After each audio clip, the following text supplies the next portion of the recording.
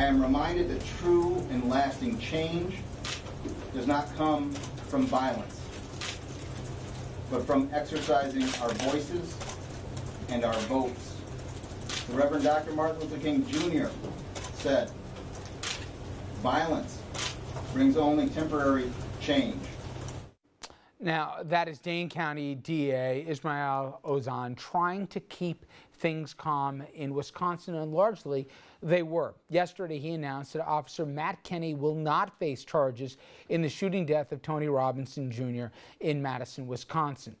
Robinson, unarmed, but prosecutors say that he was acting erratically and violently on drugs, attacking people in the area, including one officer. A crowd formed awaiting word on whether the officer would get indicted, but the crowd remained peaceful even after he was not. Now, the DA reminded us of Marilyn Mosby in Baltimore. This is what Mosby said while announcing that 6 officers would face charges for the death of an unarmed man while in custody. To the people of Baltimore and the demonstrators across America, I heard your call for no justice, no peace. Your peace is sincerely needed as I work to deliver justice on behalf of this young man. Now, both prosecutors in different ways try to calm what could have been angry mobs. In Washington, it worked. And in Baltimore, Mosby was trying to prevent more riots, as you remember what happened in the preceding days. But there are prosecutors. Are these prosecutors the new normal after the violence we've seen in places like Ferguson and Baltimore? And you know, Susan, I was watching live when the Baltimore, I should say, the Wisconsin DA basically did moment by moment. The call that came in, the eyewitness accounts, what was happening on the ground in Madison, when the police officer arrived on the scene, what surrounded, from the minute he went up the steps to what he encountered to falling down the steps, what was in his mouth at the time. The detail that I don't usually remember hearing when an indictment, forget about one's issued, but when one isn't, it's got to be reactive to what we've seen in different places where people are trying to give law enforcement rationales for why they came to the decision one way or the other. Absolutely, and this is an enormous problem in the country, the racial tensions, the racism, and in these 2 cases we are dealing with. You asked if it's the new normal. Well, it's not normal because we have African American district attorneys, and they're certainly not the majority of district attorneys across the country, and that they extol the virtues of nonviolence makes perfect sense under the circumstances, because they're asking people who are poised, who are rioting, who are poised to not to do it, and invoking Martin Luther King. So there's nothing. I get it, Mayo. I was struck by how many people have said, you know, that's far more information than we're used to getting at the time that this is done. And in the case of Ms. Mosby, a lot of people said, I understand a lot of these positions are political. You have to get elected, okay? But you're also supposed to be the voice of law enforcement.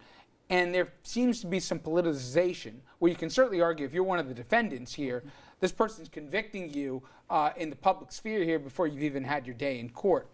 Are you comfortable where the new line seems to be on this? Well, I think that you're convicted before you go to court in most cases, and you can look at any case that happens to grab the headlines, any town, well before any evidence is given, the person's paraded. They do what they call a perp walk, which didn't happen with these police officers. They weren't broadcast across in front of all of the major networks to see them walking in handcuffs. Normally for our clients, that's what happens. But we did get, in effect, if not mugshots, we got the 6-box, what we call on TV, where we saw the pictures with the names of all the officers beforehand. We heard what she had to say, and she basically said to the community, don't worry, I got your back, I got these guys. Well, what she said was, I heard you say no justice, no peace, and now I'm going to deliver justice. That's said all the time. And if you go back to the Central Park 5, they were called animals by Mayor Giuliani and by the police department, and they all turned out to be innocent. My concern is that you need independent prosecutors, period. It doesn't matter if you're happy with the result. If you think that Ken Thompson should have indicted the officer in Brooklyn, or that the officers in Baltimore should have been indicted, or if you think that that's a miscarriage of justice, You have to have an independent prosecutor because it removes the political element from this process. And what happens also is we're given such a small amount of information that you already have people picking sides, almost as if they want it to be something in particular, But instead of waiting to find out the truth. You were involved in some high-profile cases that are obviously related to race.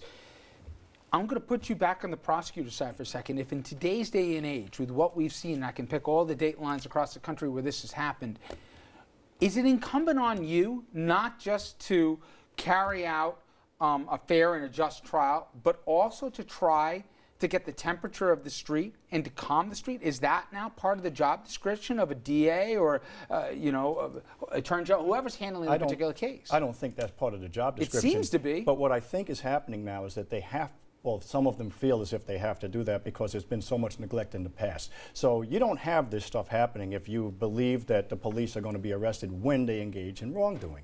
Right now, there's a belief that no matter what the police do, it's unlikely that there's going to be any accountability and that they're going to be held to any standard. And when you feel that way, that's what leads to these types of incidents. I want to get your take before we got to hit a break here. It's different.